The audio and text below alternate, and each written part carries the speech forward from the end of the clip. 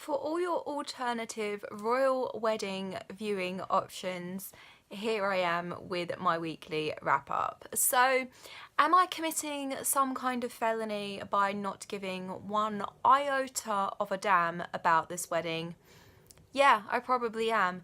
But you know what? I actually don't care. I haven't seen anything that's gone on this morning. I know that the wedding's over now, but I still don't care. I literally don't have one tiny ounce of interest in it at all, and I feel so alone in that right now.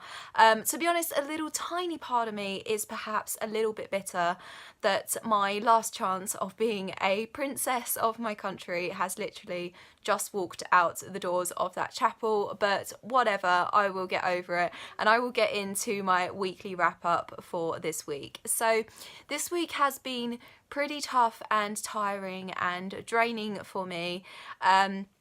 Reading wise, it's been okay. It has been kind of so-so. I've read 2 books. I gave one of them 3 stars and one of them 4 stars. So the book that I gave 3 stars to, and I'm really sad that I couldn't give this book more because I really wanted to like it more than I did, and that is A Court of Frost and Starlight by Sarah J Maas. So this is the novella that follows on from A Court of Wings and Ruin, which is the 3rd book in her Court series, and this is the last Feyre and Rhys story. So her next trilogy will be following a different set of characters, and in this little novella, Feyre and Rhys and the little inner circle of the Night Court are planning a party for solstice, the winter solstice, and they are buying each other presents, kind of like we would do for Christmas, and that's basically the gist of all that happens. I really wanted more to happen than what did. I just wanted more to it than what there was.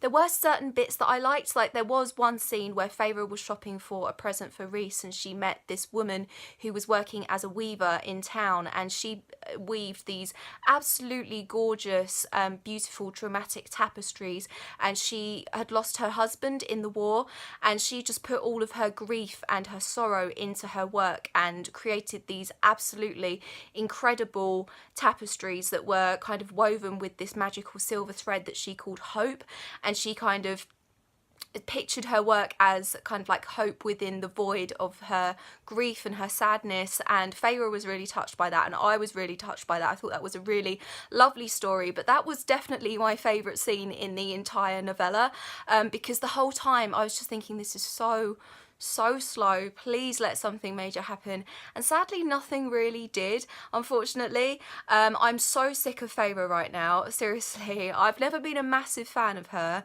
but I really hope that she's not like a major feature in the next trilogy. I know she's not obviously going to be a central character, but I'm really bored of her. I still really loved Rhys in this though. Rhys is one of my favourite book boyfriends, and he was still so lovely in this. He was still making sure that everyone was okay, even people that have really wronged him in the past. He was still kind of giving out all of his love and his energy to them, which I just thought was so lovely and so Rhys.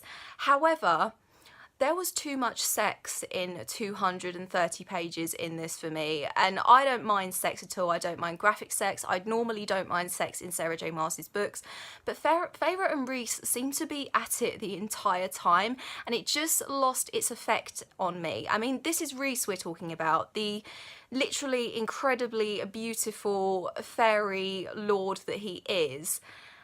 And it literally didn't turn me on at all because it was just constant all the time. There was way too much sex in such a skinny little book. So yeah, those are all reasons why I just didn't love it as much as I wanted to, sadly. I just thought that so much more could have been done with it. But yeah, that is A Court of Frost and Starlight. I gave it 3 stars. And the second book that I read this week I gave 4 stars to, and that is Bring Me Back by B.A. Paris. So this was my first B.A. Paris book. I know she is a big name in the world of psychological thrillers, and this is her latest release, and this follows a guy called Finn whose girlfriend Layla went missing when they were on their way back from holiday.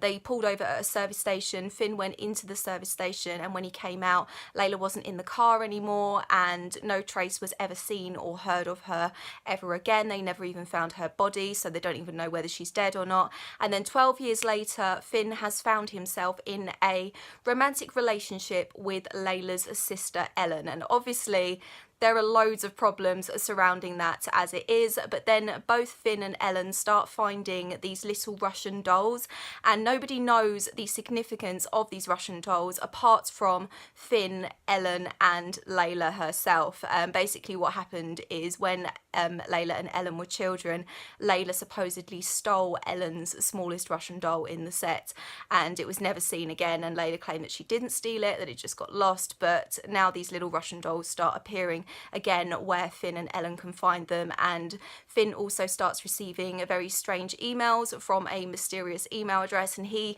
kind of thinks that all of these things might be signs that Layla isn't dead and that she is trying to come back, and he's trying to deal with all of his conflicted feelings because obviously he's with Ellen and he supposedly loves Ellen, but then he's never really not fallen out of love with Layla either, and he kind of feels that maybe Layla knows about his relationship with Ellen and isn't too happy about it. So much going on, so much going on. I did really enjoy it for the most part. I loved all of the kind of classic thriller-esque things to it, so I thought the pacing was spot on. It was really fast paced. I just wanted to keep reading it again and again. Because I read a lot of thrillers, I did guess a few things quite early on, which I was quite frustrated in. However, having said that, when the truth came out, I wasn't entirely sure exactly which version of the ending that was the actual truth. Sadly, the ending was an option that I had for myself, so I did kind of guess it, but I wasn't 100% sure. But I did really enjoy it, and I will definitely be picking up another B.A. Paris book because I know that she's really, really popular. So yeah, this is a Bring Me Back, and I gave it 4 stars. And that is it for my weekly wrap up. What have you read recently? Please let me know. I will leave all of my social media in the description down below. I hope you're having an awesome day, and I will see you very soon for another video. Bye bye.